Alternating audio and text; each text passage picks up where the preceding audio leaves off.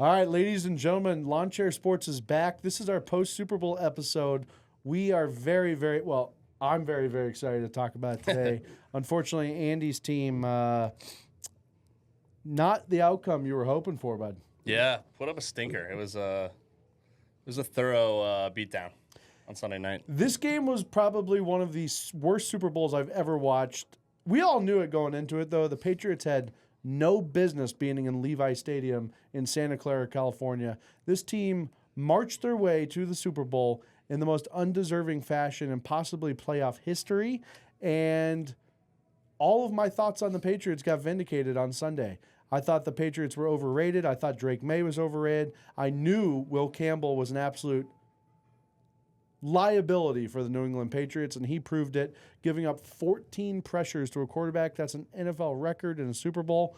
Will Campbell looked like I've been saying, he looked like a giraffe on skates out there. That guy can't block anything. So we're going to get into it, but I do want to just start with a quick opening monologue to my New England Patriot counterparts out there.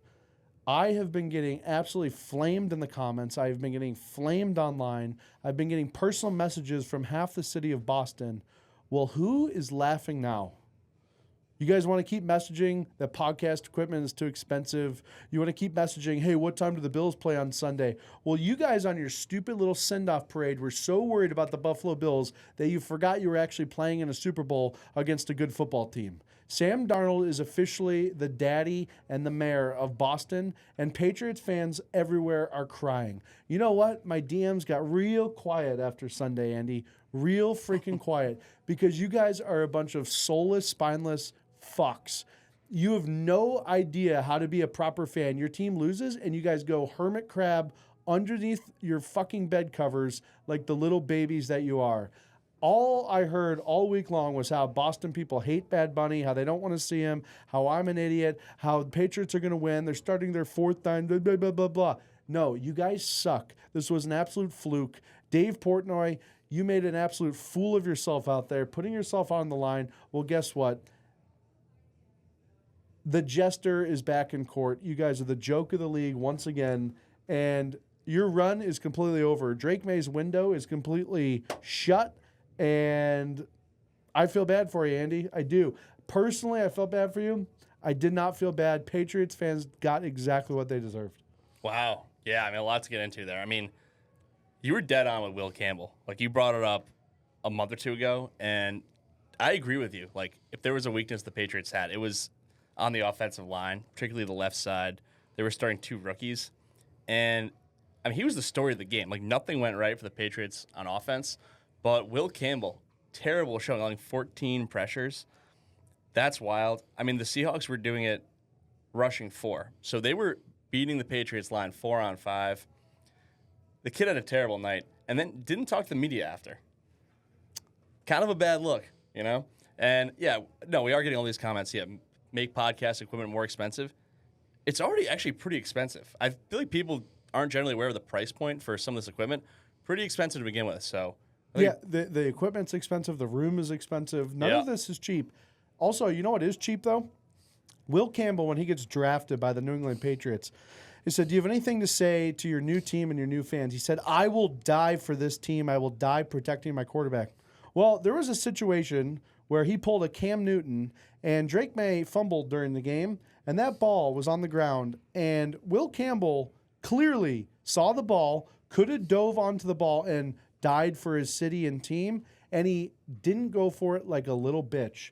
And honestly, Will Campbell, that exposes everything you need to know. You know, they say character really comes out when it's tested, and your character was tested. You did not jump on that ball. It just proves that you indeed would not do anything for your city or quarterback in the biggest game of your life, in the biggest game in New England Patriots in the last 11 years. You blew it.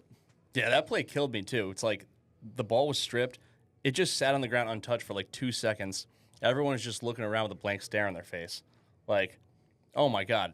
The game was already out of hand by that point, but what a dumb exclamation point by that point. I mean, it just felt like, for as much heart that Vrabel felt like he was bringing the energy all season for the Patriots, it felt like everything just kind of got destroyed. And this is kind of what I was saying even about one of your quote-unquote leaders on the team, Stephon Diggs. This guy has been all hype, rah-rah, and it seems like he just had a bad personal week with Cardi B kind of breaking up with him or them kind of having some struggles. He went out there. Did anyone even know that Stephon Diggs played in the Super Bowl? I mean, that guy was an absolute ghost. Sam Darnold said against the Patriots a few years ago that he was seeing ghosts. Well, one of the ghosts that no one saw was Stephon Diggs on the sidelines or on the field. I don't even know if he played. He looked terrible. He looked dejected. But my point of bringing it all up was when the going got rough early, no one picked up your second-year quarterback in Drake Maye. He looked like he had horrible body language on the sideline. Head was down in the first quarter. He was very frustrated. Where was Josh McDaniels on the sideline trying to build him up? Where were his teammates building him up? This was an all-time just disaster of an attitude on the sideline of the New England Patriots. For as bad as you guys played in the first half, you still were only down by 9 points. And it felt, though, like the momentum was still just too overwhelming for you guys. And that is tough. And I really honestly don't blame Mike Vrabel because he was bringing it on the sidelines.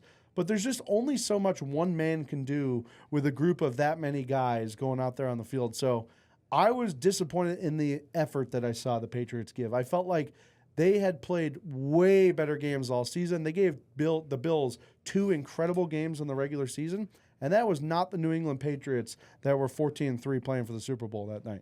Yeah, it was crazy. I mean, it was an epic meltdown with this offensive line. Like, they've had issues really throughout the playoffs, playing better defenses, and, I mean, it really just came to a head on Sunday night.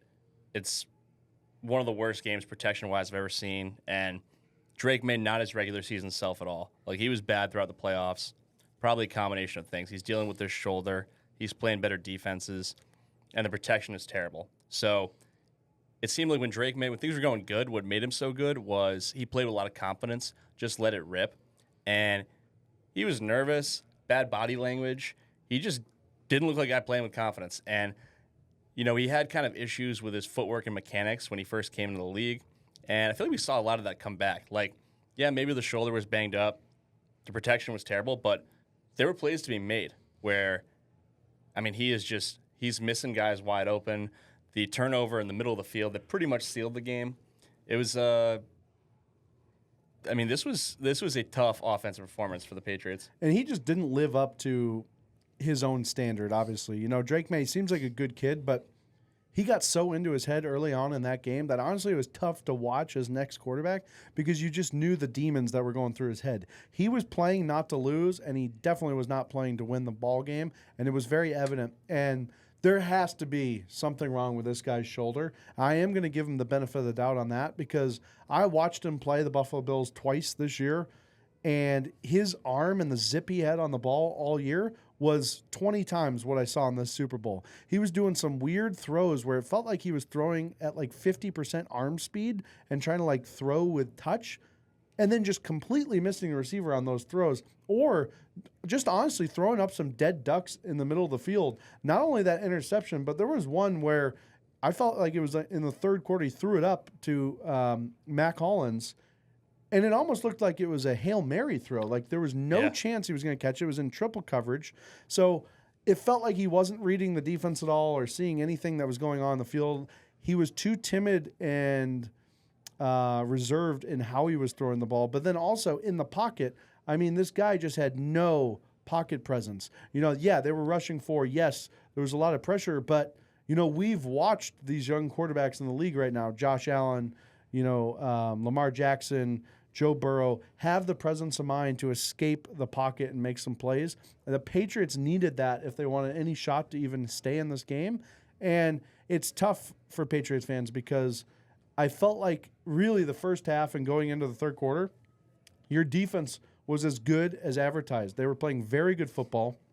They held the Seahawks to 2 field goals when really the momentum of those drives felt like they were going to easily get touchdowns. So as much as I want to shit on the Patriots fans, there was a window in that game where you had a chance, and I just felt like your big star players, Drake Maye, Stephon Diggs, Stevenson was horrible in the game as well. Just no one felt there. And I heard all week long, by yourself, by commentators, about this Super Bowl experience edge from a coaching staff perspective, with Vrabel winning as a player, and also Josh McDaniels and all the Super Bowl experience he had.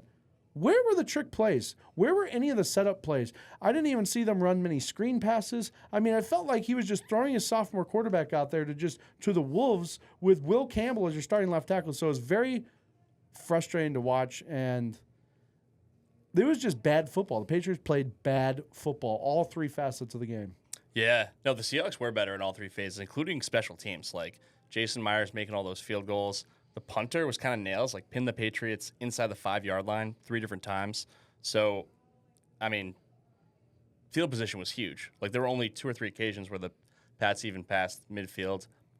It felt like with the coaching, the offensive play calling for the Patriots just didn't have any originality.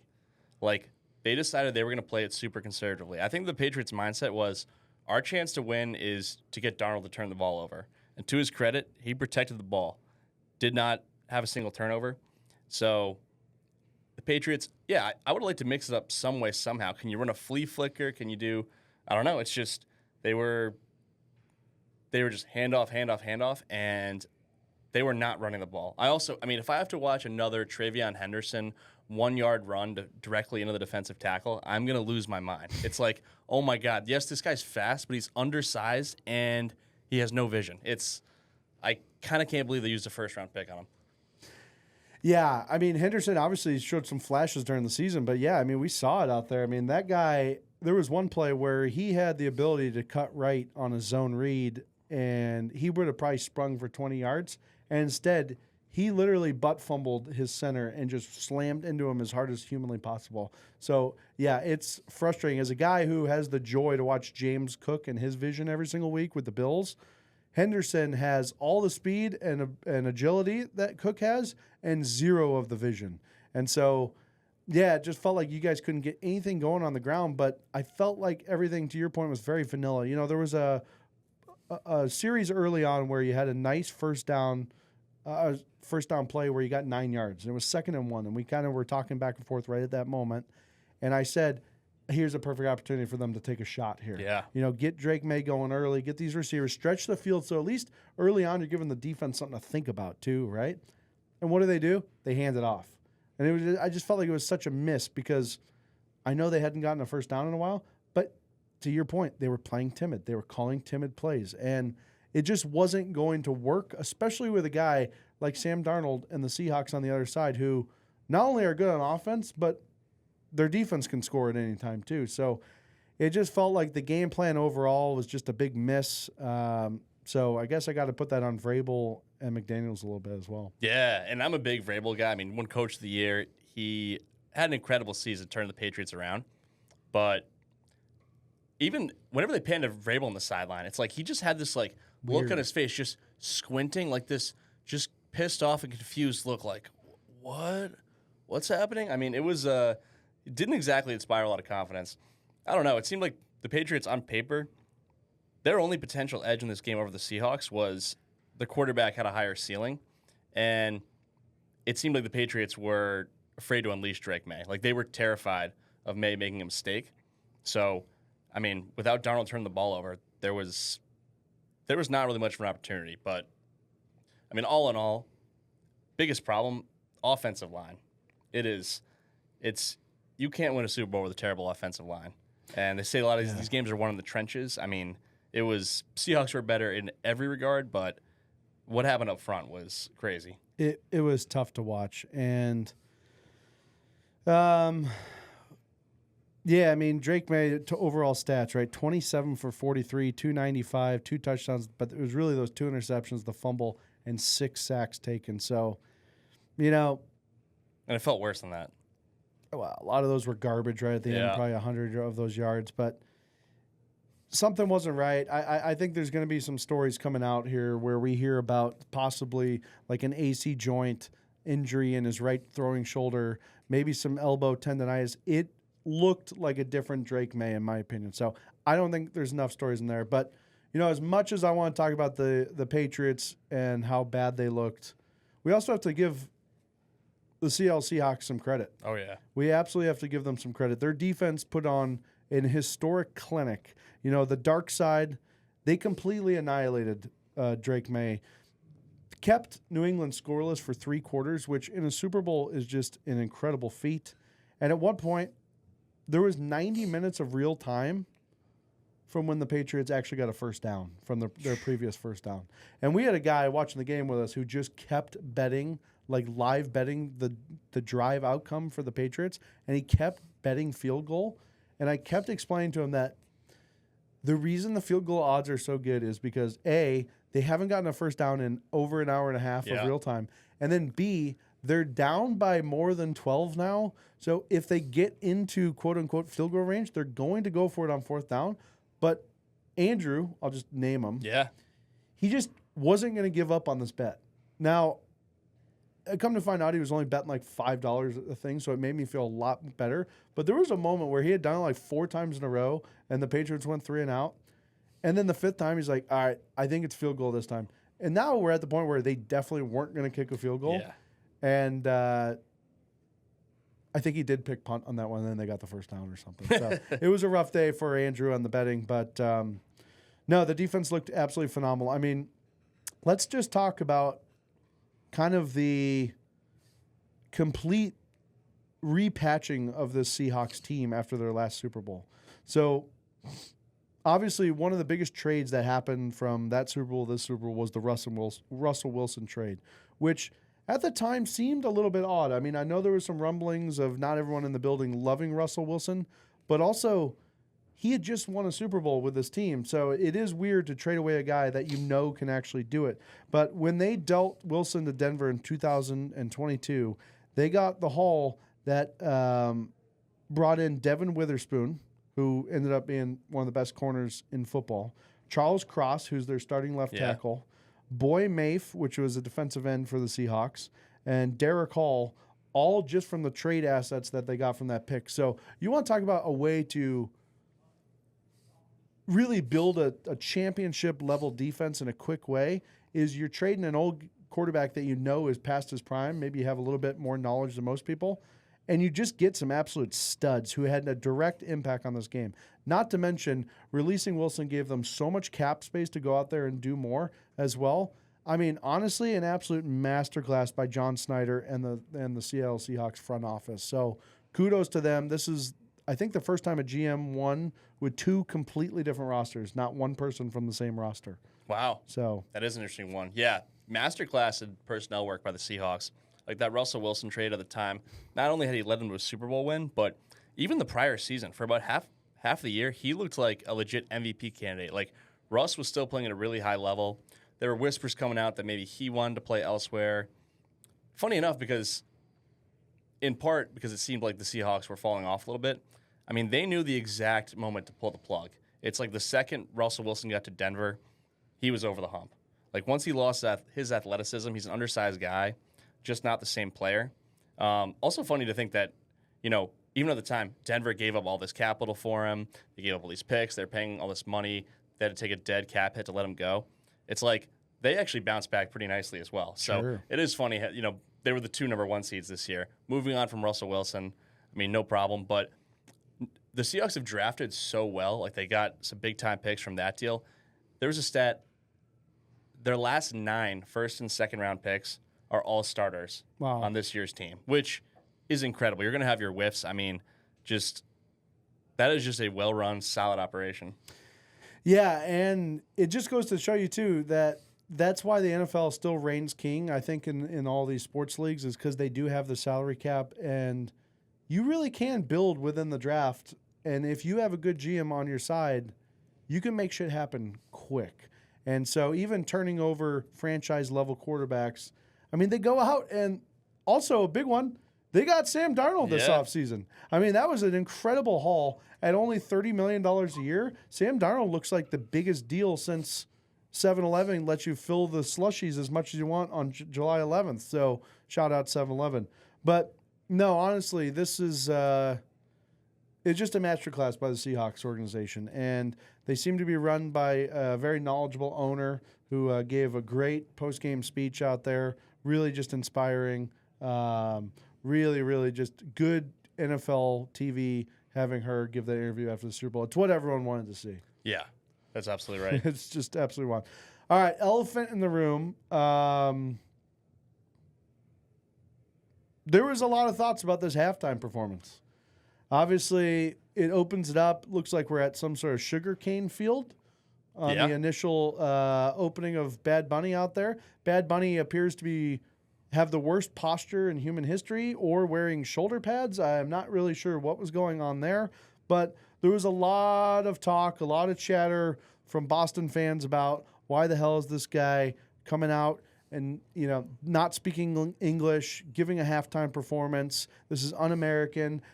Bad Bunny's been caught on film at a New York Yankees game not standing for the national anthem.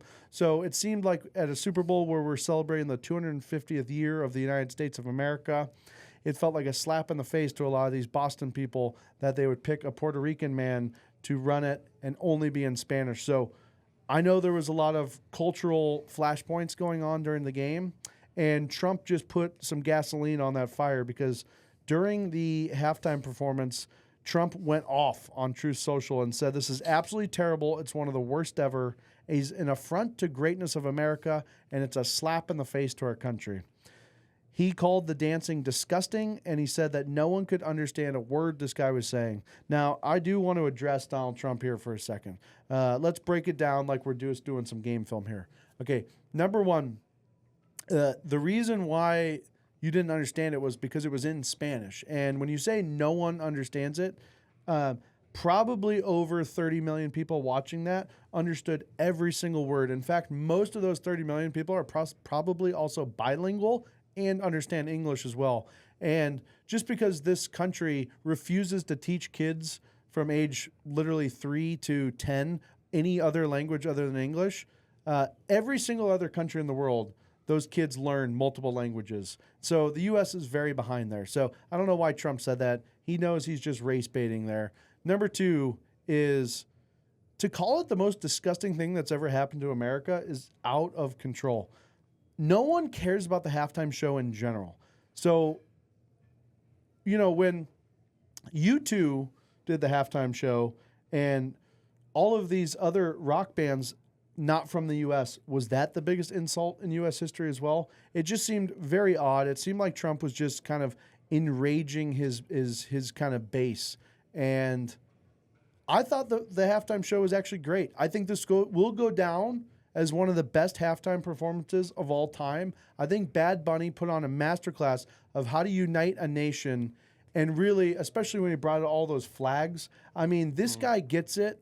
And he could have come out and said stuff political, but he kept it about the performance. He brought out Ricky Martin, who's one of my favorite performers of all time. Lady Gaga absolutely nailed it as well.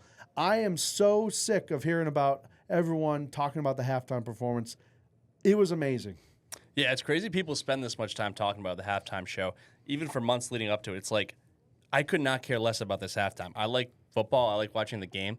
And whether my team's in it, they're not in it, they're up at halftime, they're getting killed, it's honestly just an annoying interruption. I don't want to watch some 30-minute musical performance, regardless of who it is. But one thing I thought was tough is that since this was the first year that we had a rival halftime show with Turning Point USA and their Kid Rock show, and we kind of heard a lot of this online. Like, there were a lot of people on the far right even who, they feel like they kind of missed out by not getting to see the Bad Bunny show live. And even some folks on the left who kind of feel like they missed out on Kid Rock. So I think going forward for the NFL, if they could have, kind of find a way to do sort of a bipartisan halftime show, because, yes, everyone's gathering to watch the big game, but what really matters here is political affiliation of the halftime performers. So they need to make sure every group is represented. I don't feel like there was enough representation on this show. No, I agree. And, that's a great take, Andy. And, I will say the Turning Point one is absolutely hilarious, because you got to break this down too, right? So a lot of these people who get the social media videos talking about, how Bad Bunny is Spanish and this is the worst thing to happen in the U.S., blah, blah, blah. And you really look at that like that Trump base. And a lot of times these people are just, from smaller towns. They care about, hard work and blah, blah, blah. And historically, those people have actually been very conservative, and they've been conservative in their musical beliefs. They're usually, pretty religious and Christian, and they don't swear. And that's kind of like what being a conservative meant 25 years ago. But now they're kind of forced in this box to where they're like, yeah, Bad Bunny sucks. We're going to watch Kid Rock? Like, since when did Kid Rock become the face and the voice for all of these old conservative people? These people probably hated Kid Rock. They probably wouldn't let their kids listen to Kid Rock growing up. But now they're like between a rock and a hard place. They're like, yeah, now we love old Kid Rock lip syncing and forgetting his words on one of the worst actually performed performances of all time. But they have to come out online and say, no, actually Kid Rock was unbelievable. Like, that's a true patriot right there.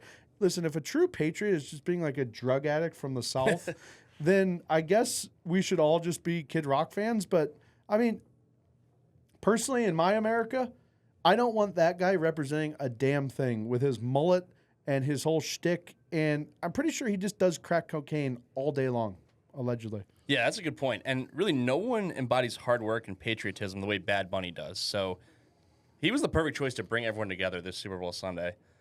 One interesting point. Did you hear that Bad Bunny was only paid $1,000 for this Super Bowl halftime performance?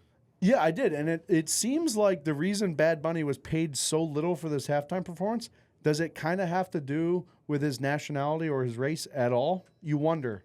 You really wonder, because It's hard not to feel that way. what if they paid the other halftime performance? I haven't looked into it, but I bet it's a lot more than $1,000.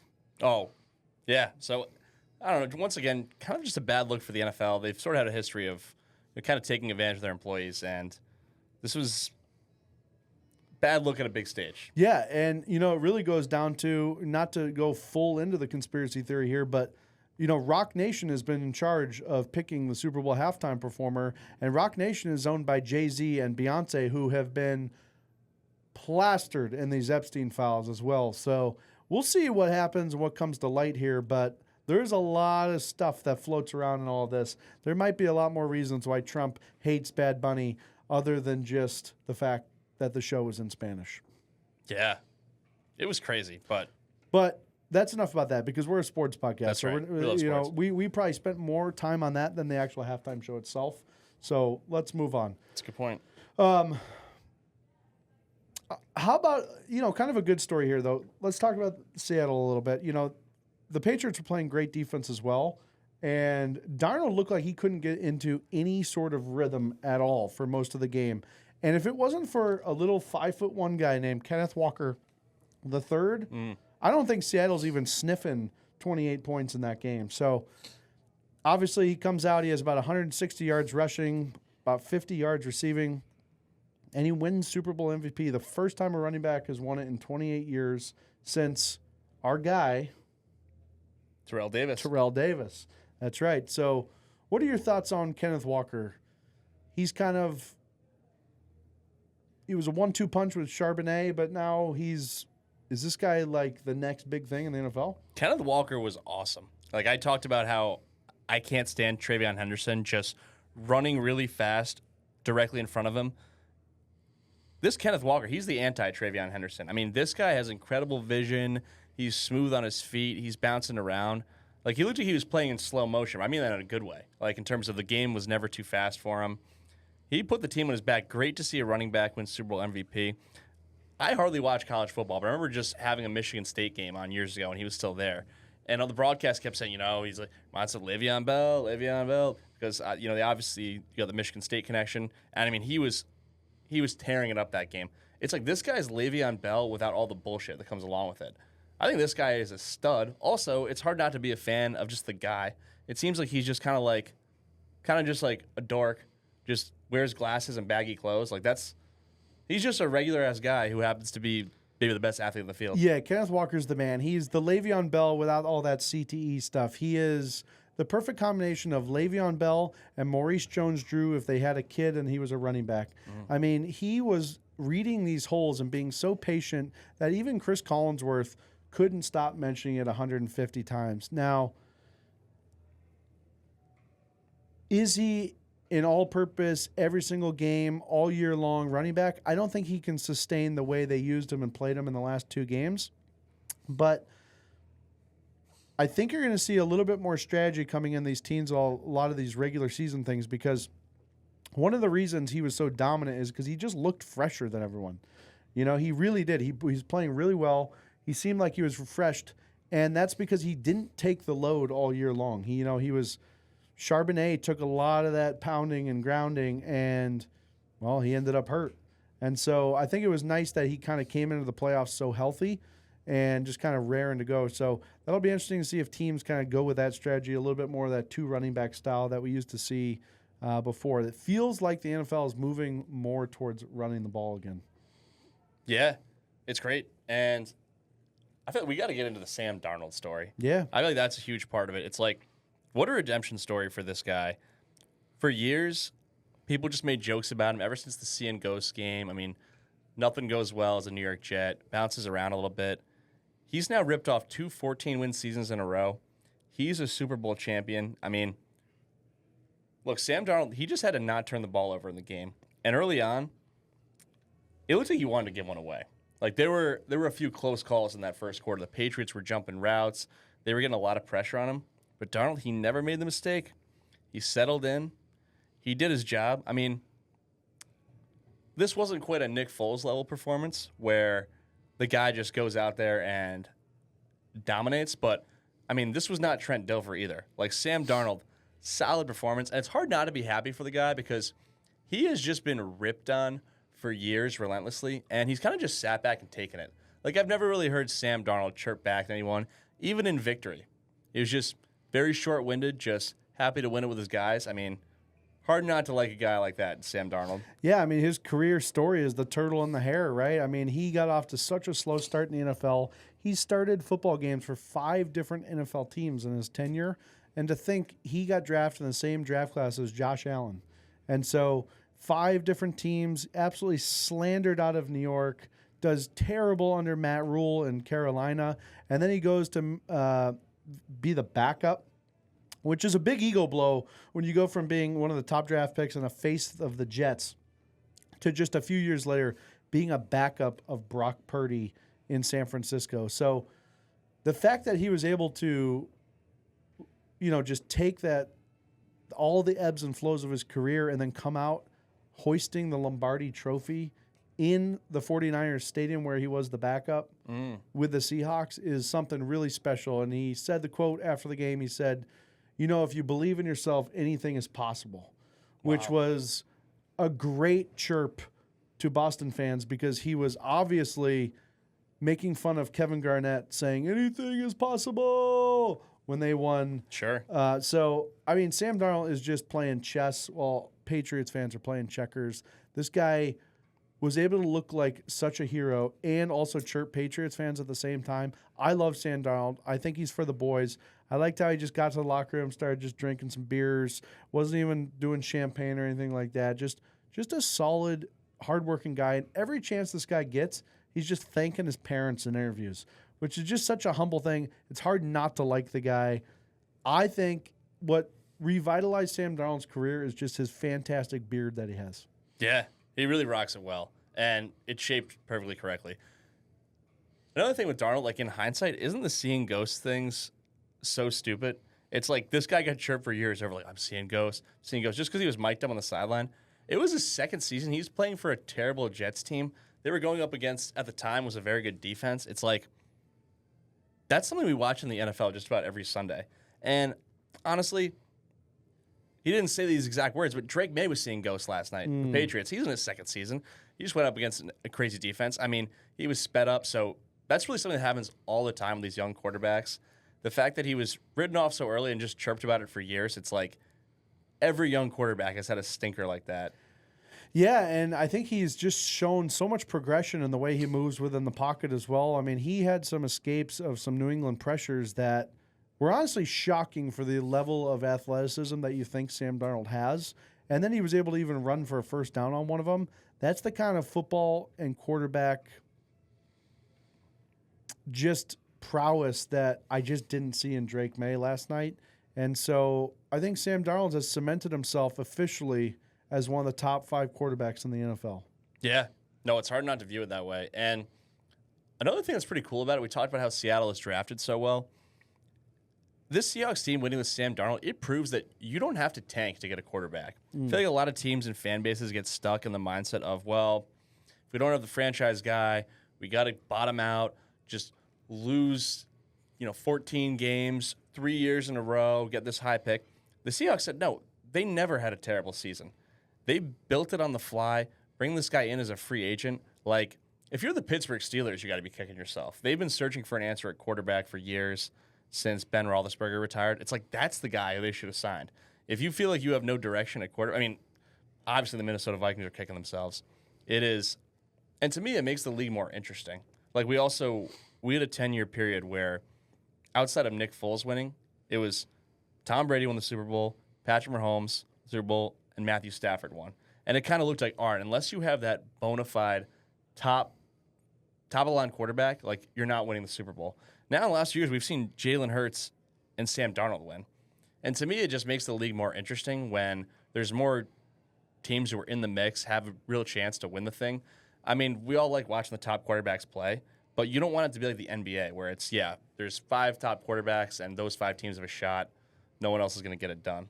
Yeah, and it was good to see also another thing about talking about the NFL being a little bit more interesting and more watchable. I'm super happy that in the Super Bowl there weren't any bullshit pass interference calls or anything.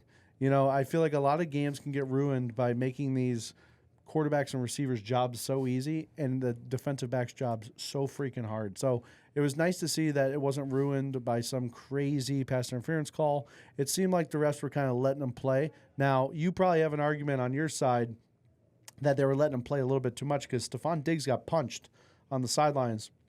And Vrabel mouthed to the rep. He's like, wake the fuck up. Like, what are you doing? You just missed a punch.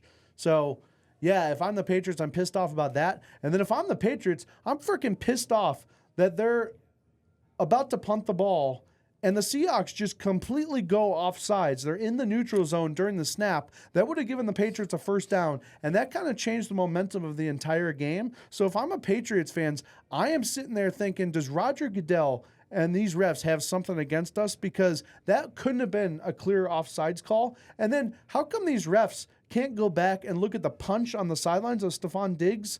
I mean, the refs absolutely hosed the Patriots, and if I'm in Boston, I'm just waking up. I am pissed off at this. Yeah, it did feel like it was almost kind of a delayed punishment for, call it Spygate or Deflategate, because some of the missed calls were crazy. I feel like the missed offsides on the punt was a big one. Like, the Diggs punch was wild, but by that point, the game was out of hand. I mean, the Patriots were going to lose. And the ref, he probably thought it was hilarious, so I think that's why he let it slide. It is crazy, though, how that's somehow not reviewable. Like, I get we have enough things we go to replay for, but that seems pretty significant. Yeah, the refs absolutely let them play during this game. There were some missed calls, but I think if you're the Patriots, they have no one to blame but themselves. So it's you could have given them 5 or 6 more calls their way. It wouldn't made much of a difference. Yeah, I don't know. There was another play of the game. I forget the exact one, but it was Collinsworth made a comment. He said the reason they didn't overturn that by an assist by New York. So you know how those refs now, some plays, they'll just assist the refs on the field and just change the call. And he said, because it wasn't clear and obvious. Now, can we think of a less defined way to talk about something other than clear and obvious? It's like, well, wouldn't technically every play be pretty clear and obvious? That seems like it's opening it up to almost every single play they should be reviewing then. Because, I mean, if you watch something enough times, 99.9% of the times, it's always clear and obvious as to what happened. It's just whether you can catch it fast enough. So, I don't know, the clear and obvious thing doesn't make sense. I'm kind of a proponent of one of two things. Let's either just let the refs on the field make all the calls, or let's review everything. But the weird in-between stuff is kind of bullshit because teams can be punished by stuff being reviewed or not being reviewed, and it doesn't seem to work out all the same in the end. It seems to be swung in the direction of Patrick Mahomes, Tom Brady, and those kind of guys. Right, Sam Darnold. Darnold. It is crazy. Yeah, I don't like the way they utilize replay. It's like, if you're going to replay, then you should just try to make the best call based on the replay. The fact that they're still so loyal to the call on the field is odd, or something if it's not called in real time, can't be reviewed. I think ultimately more reviews make the game worse, especially in football when a lot of calls are kind of judgment calls. It's not like baseball where the batter is safer out. It's like things are cut and dry. What's a hold? What's not a hold? It's just sometimes you gotta just let it play out. But no, there was some officiating second guess in that one. Let's go to a fun segment here. Let's do it. We're going to call the boneheads of the Super Bowl. Yeah. The absolute bonehead idiots of the Super Bowl. What do you got for us? Who was your bonehead this Super Bowl? Yeah, biggest bonehead of Super Bowl 60, Stephon Diggs. You said you couldn't remember if he played. How could you possibly forget his big first down pickup when the game was completely out of hand in the fourth quarter?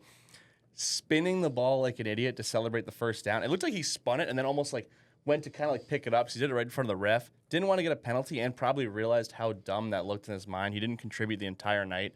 And when the Patriots are down 3 touchdowns with less than 3 minutes to go, celebrating a first as if he made some big play.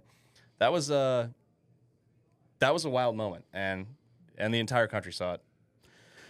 Yeah, I would tend to agree with that. The fact that Stephon Diggs just has to make every single thing about himself and he's the center of the world and attention is just a joke. My bonehead of Super Bowl 60 was Mac Hollins and his stupid outfit that he wore into the game. This guy is the most insufferable human being of all time. Mac Hollins should literally play in the USFL for the rest of his life. He should never be allowed to play in the NFL again. Let's put him in the CFL. He can play for the Toronto Argonauts. And you know what? I'm sure the people of Canada will love his barefoot bullshit that he's trying to spew to the world. He seems like one of those naturist, leftist liberals that'll do really well in Canada. Let him play in the CFL. But the Patriots organization does not need Mac Hollins anymore. Oh, he caught a touchdown pass. Great. Anybody could have caught a touchdown pass. Drake Maye threw a perfect ball on that play. My biggest bonehead is Mac Hollins. Get him out of the league. Yeah. No, it's tough. Especially it's like you show up in these crazy outfits. It works when you're winning, but the fact that you have to wear that to your press conference or wear it back to the hotel after a loss is crazy. It's just you would never want to know someone like that in real life. No. And you don't want to drink with that guy. If he's inviting you out, you're making excuses. Mac Hollins is an all-time non-guys guy. Plus, he's probably the classic unsolicited advice guy. This guy thinks he has the answers to the universe. He's gonna be no, you got to do what I do, man. And it's I actually don't though. It's like Mac Hollins. If you go out with Mac Hollins and you're like, hey man, you want me to grab you a beer? I bet he responds with, I don't know, do they have kombucha? You know what I mean? He seems like that kind of guy. He's like, yeah, but what happens is during the fermentation process, it actually creates the good bacteria for your gut. And so I would love a beer, but kombucha is really, it's going to be better for my body. Yeah, it's a good call. We'll go to hell, Mac Hollins. It's tough. Yeah, other Super Bowl knuckleheads. I'll let Travion Henderson. I already talked about how this guy is just can be painful to watch at times. Very end of the game, winding down final seconds. Pats at that point are trailing 29-13. He's tackled at bounds, and then he gets up complaining to the ref that the Seahawks should have been called for delay of game because they prevented the Patriots from getting to the line of scrimmage to run one more play. It's like, dude, I don't know if you just can't do math, but you're down 16 points, and there are 6 seconds left in the game. If you think you're getting a touchdown, 2-point conversion, recovering an onside kick, getting another touchdown, another 2, it's like, dude, I hope he never becomes a coach and tries to manage the clock someday because it's like, dude, the game's over. You got to just let this one go. All right, that's a good one. My other bonehead of Super Bowl 60 was Clint Kubiak, who did everything great during the game, but then he's on the field. He's given a little interview to this reporter here, and the reporter asks, "So, can you tell us any news? Are you going to go to Las Vegas and be the Raiders' next head coach?" And Kubiak kind of brushed it off originally at the beginning, and then the reporter kind of pressed him a little bit on, and he goes, "Oh, come on. You guys know I'm going to Las Vegas. It's no secret." And then she said, "Are you going to be the next head coach for the Raiders?" And he goes, "I'm going to be in Las Vegas." Which, buddy, I know you're excited. I know there's a lot of emotions. I know you just won the Super Bowl. It's actually a really annoying, I think, disrespectful question to be asking him in that second because you're setting him up for exactly what he did, which was he admitted to basically that the Las Vegas Raiders were tampering with a coach when the season wasn't over. And you're not allowed to officially offer a guy a job until the season's over. Clint Kubiak all but confirming that he was offered the job.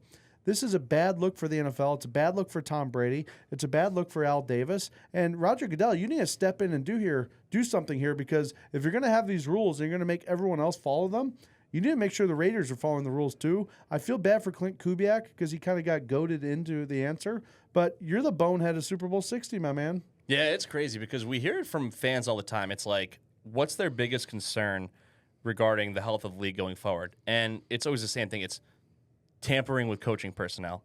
And it just stinks that it had to come out in this moment. It's like that should have been the Seahawks and their fans' moment to celebrate. And about 30 seconds into it, we now have a tampering controversy on our hands. So, done by the reporter, done by Clint Kubiak. And what about Tom Brady and the Raiders? It's like, have some respect. This guy is trying to prepare for the big game, and you're trying to hire him and his guys on his staff away. Yeah, and it's, classic Tom Brady bending the rules and cheating to get something that he wants, Just even when the Patriots lose, they lose even more because the reputation of their best quarterback ever just keeps getting worse. Yeah, and my last Super Bowl knucklehead, anyone whose entire happiness depends on Bad Bunny's halftime performance, I mean, it is, you people are crazy. It's just like, find something else to flip out about. It is, it's, who cares? Who the hell cares? It's just like some dancing in the middle of a football game. Like, it is, I'm sure by next week you'll have someone else to yell about. It is wild. I hated it too. I thought it was awful, but like, oh my God. I will not think about it again after tomorrow morning. My bonehead of Super Bowl 6, my last one, is every single company that made a commercial. Those were the worst commercials of any Super Bowl ever. Comedic commercials are officially dead. There wasn't one commercial that was even remotely funny. I also have a funny note here. I don't know if you guys noticed, but a lot of these commercials were using AI clearly in the filming and production of a lot of these commercials, specifically the commercial with Ben Affleck. Ben Affleck was just on Joe Rogan with Matt Damon, and they sat down and they talked about how there's really no way AI is actually going to take over in the film industry. It's not as easy as you think. Ben Affleck gave this long thing, complicated thing that he had researched on AI before the show about why AI won't take over. And then you throw him $10 million to do a Super Bowl commercial, and guess what? It was all AI. The entire thing was AI. So Ben Affleck, come on, man, you're a bonehead. But also, we need some better commercials. That Svedka vodka commercial had to be one of the worst commercials in human history, let alone the Super Bowl. I don't know what these companies are doing. I missed just good old what's up commercials. I agree. We were talking about it during the game last night. It's like, what happened to funny commercials? Is it because people just aren't funny anymore? Like, is everyone just so depressed and like, oh man, the world's such a sad and serious place?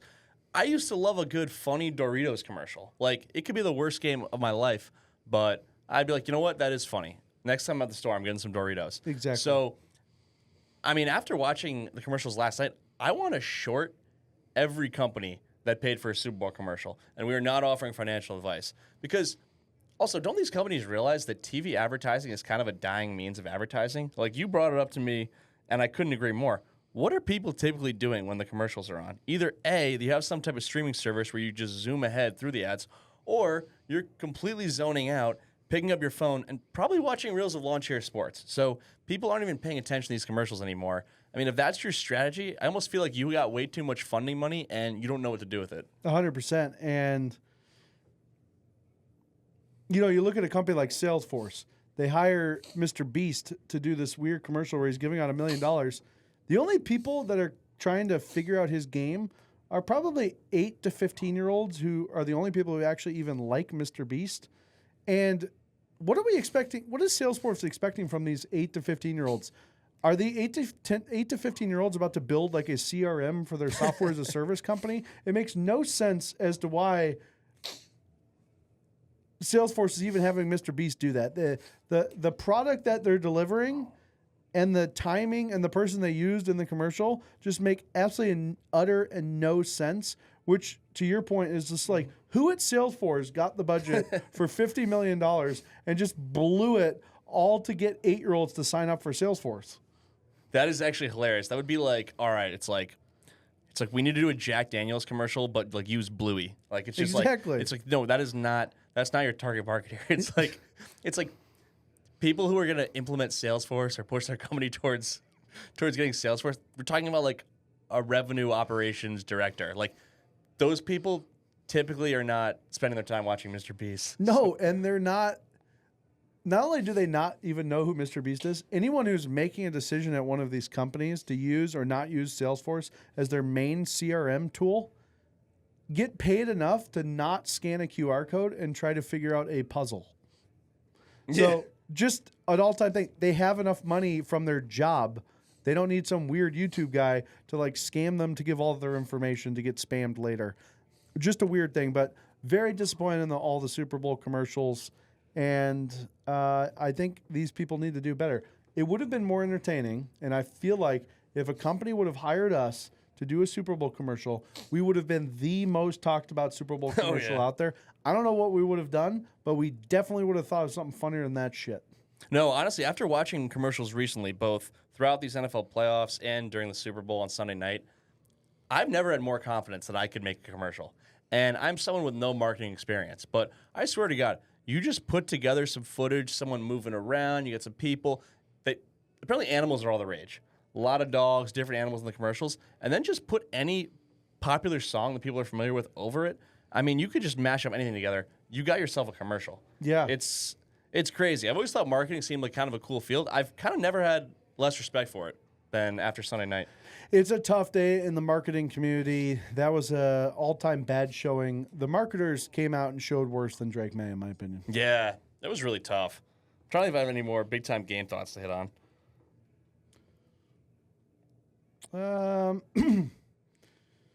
Let's see. I do just think this is not the day for it, but I don't care. I'm going to say it anyways. A lot of people today, they're going to be dancing on the Patriots' grave. A lot of people are just being saying, see, I told you so. I told you all year long this team was fraudulent. They weren't very good. I told you they're going to get exposed. By that logic, there's one good team, there's 31 crap teams. Like, if your point is, see, I was right, the Patriots were no good because they didn't win the Super Bowl, then, okay, great. I could pinpoint any team right now, any given team, and tell you, yeah, they're probably not going to win the Super Bowl next year. And I'm probably going to be right because that's how math works. Only one team wins it. So everyone doing their victory lap, these are the same people who said that you're not even going to win the wild card game against the freaking Chargers. So everyone's happy they got the result they wanted, but Andy, are you talking about the people that are sending messages like, let's see if I can find some. I mean, you wonder why these people are the most unloved sports fan base of all time.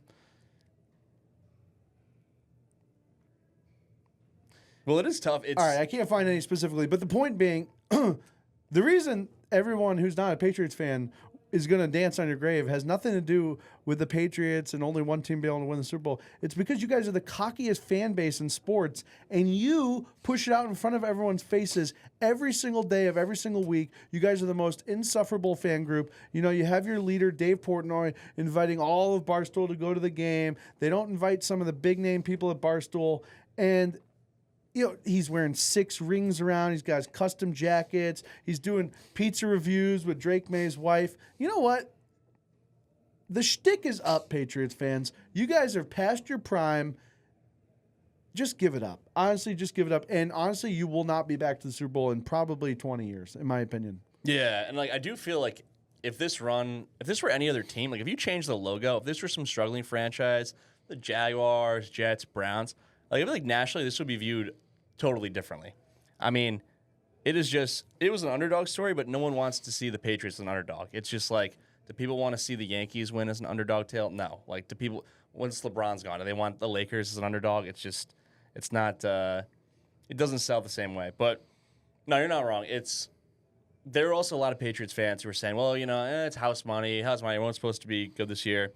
And yeah, I mean, of course, they're coming off 2 4-win seasons. Like, I didn't even think they'd be a playoff team. I just wanted to see them get to 500. So if you told me months ago they'd be in a Super Bowl, I would be like, that's crazy. But I don't believe in house money at all. Like, You just really never know when you'll get your best opportunity. That being said, with this one, this was not exactly like some soul-crushing loss where you feel like you let a big opportunity slip, because at no point did it really seem like the Patriots were going to win. And it just feels like it was a reality check once the game started. Like, I don't feel like, oh my God, the Patriots, if they made one or two more plays, I mean, they're having a parade. If anything, it was kind of, once the game kicked off, it was like, oh wow, maybe some of this season was a little bit of an illusion. But so it's not exactly when you're going to wake up in the middle of the night and have nightmares over. But yeah. No, people talking about it like, they'll be back.